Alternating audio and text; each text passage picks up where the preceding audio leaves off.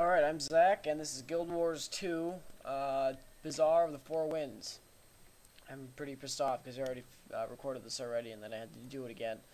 But I'm going to start where you get off the boat after you leave the docks in Lion's Arch.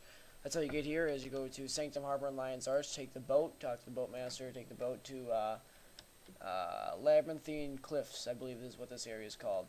On the map, it's right here. It's in Delgamore Front, and I love that because, as you probably know, Delgamore Front's not accessible otherwise, so they gave you this little taste of it.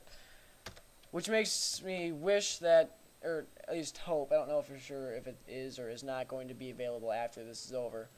Even if the ship leaves, I hope some of these like, villagers and maybe karma traders just stayed here, or at least just kept the area and the crystals so you could explore around. Because I like this area a lot for some reason. But yeah, so I'm just going to kind of tell you about things that I liked, and I haven't really done this very long. I just did a once through and got all the waypoints and went all the way up the cliff, or all like, it's kind of a puzzle to get through here. Just use these crystals, kind of get you used to the mechanics for this race that there is, like kind of like a mini game that you can get this back skin that I'll also show you from a vendor later. So let's start with the achievements. This is one of the biggest things and one of my favorite things by far of this whole update. So you go here just like normal, but as you see, the whole thing is completely redone. First let's talk about up here. This is the new reward system. It looks like every 500 achievement points you're going to get a different chest. I'm not sure. No, actually I didn't get the chest yet. This is the one I'm going to get tomorrow. As you see, I have 5,000 achievement points. But this only needs 500,000, 1,500, 2,000, and 2,500, and I already have that much. Well, for people that already have a bunch of achievement points, they're going to get all of the boxes they already earned day by day. So this 500 point one I'm going to get tomorrow, 1,000 points I'm going to get the next day.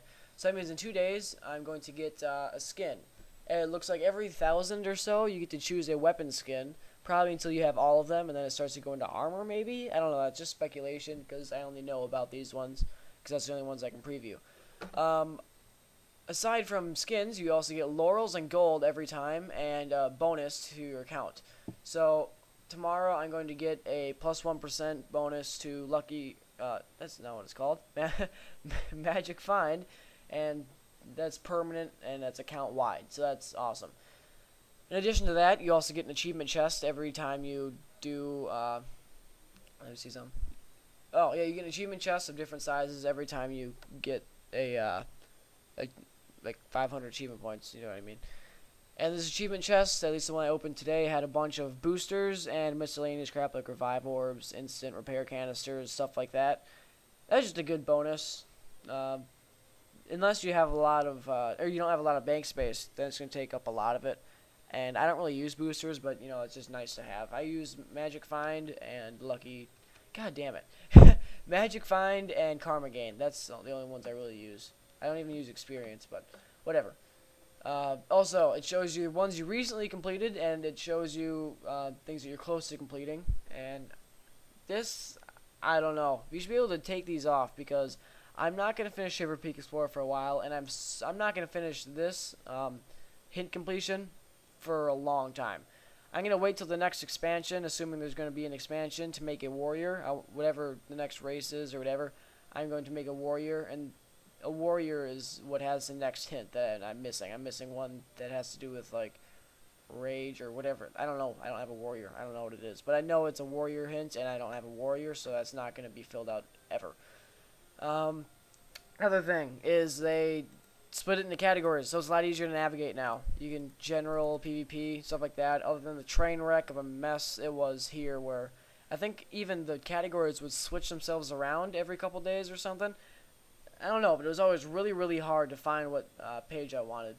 And another really nice thing, last video you probably heard, if you watched it, you heard me talk about how I'm pissed off at the dungeon achievements that require you to do weird things on bosses, because I'm never going to get those because my groups never seem to succeed. Well, they fixed that by making the living story achievements that you don't complete within the living story event, they just make them disappear. So only the ones that you completed show up, and it makes it look a lot nicer. So now you don't have all the completed ones and all of a sudden one that's not filled out to ruin the whole thing. The only time this doesn't happen is in reoccurring events like Winter's Day. These two I don't have. They put them at the end, so it looks a little bit more organized. I think that's how it is anyways, but this is the only example I have. They put them at the end, and since this is going to be back next year, I'm going to be able to get them then, which is fine with me.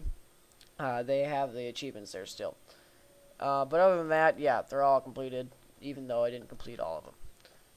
That's about it for the achievements. I'll kind of go through this area and show you what there is. Start off with the karma merchants that are scattered around. Each karma merchant has pretty much the same thing. They all have just X ingredient in bulk. You should just explore those if you're a cook. I'm not a cook, so I don't really care about that at all.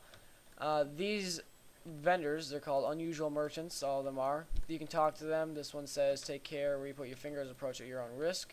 And she's not kidding. Some of these achievements that you touch will spawn veteran enemies, and basically just it'll start a dynamic event and it'll start killing people.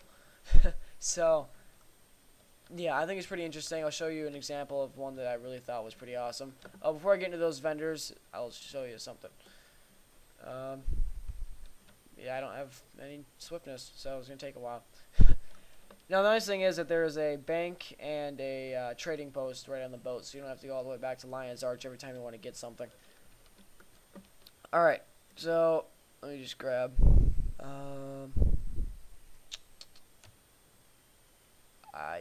well, just to be safe.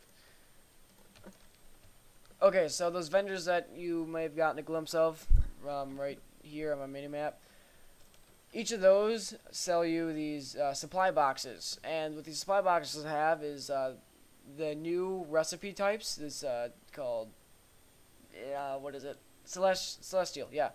It's a new stat combination. It's pretty much kind of like an all-in-one. It's jack of all trades. It reminds me of the hero band, just a little bit of each stat. It's kind of weird. I don't know who would use that, but whatever. As you can see, each tier of item is tradable for these Sanctum supply boxes. I'll buy 2 right here with hardwood. Yep, I got quartz also. You can get these. There's nodes everywhere, and they're just normal nodes. Quartz kind of takes the place of like blood and such, and I don't know what it takes for these recipes. I'll have to look into that once I go on a weaponsmith, because I got a weaponsmith thing. Oh, huntsman too. Nice.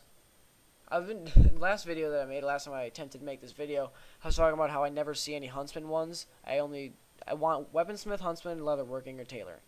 That's all I want, and I was only getting armor smithing ones other than the inscriptions. But there you go, just found one. That's a good thing for the video.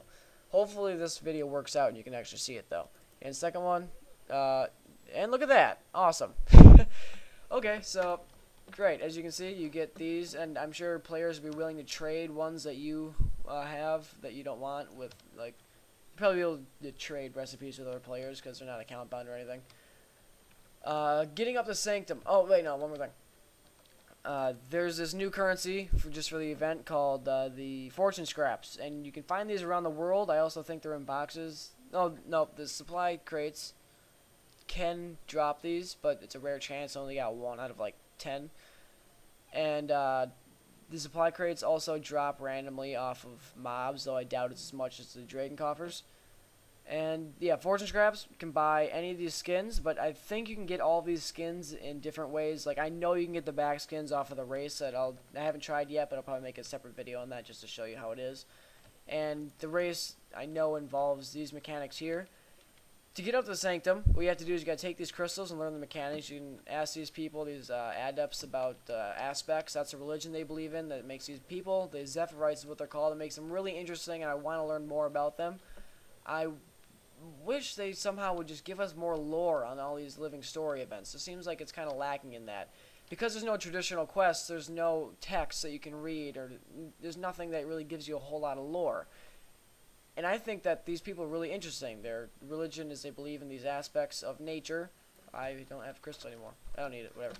They believe in these aspects of nature, and you kind of harness the power with these crystals, and it gives you a little bit of taste of power. There's another event that someone spawned with touching those artifacts. I'll show you a cool one that I thought was pretty funny and interesting.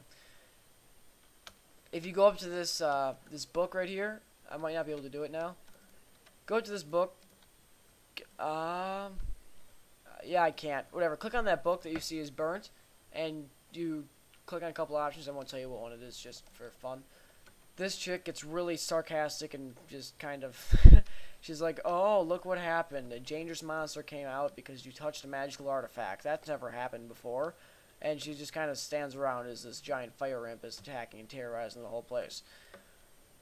But, yeah, so keep continuing up this. There's also another minigame called Omnom.